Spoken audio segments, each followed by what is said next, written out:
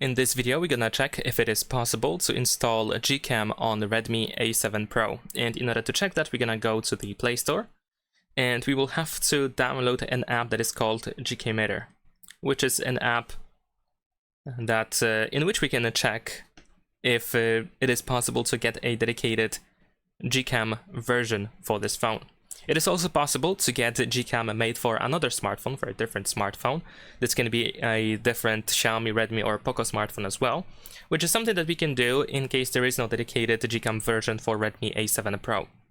We don't have to allow to let the app send us notifications.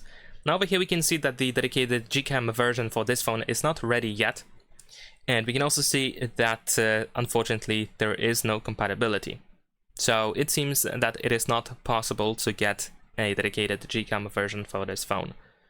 And one thing that you can try to do is you can go to GCam over here and you can search for example, Xiaomi, because of course Redmi smartphones are Xiaomi smartphones.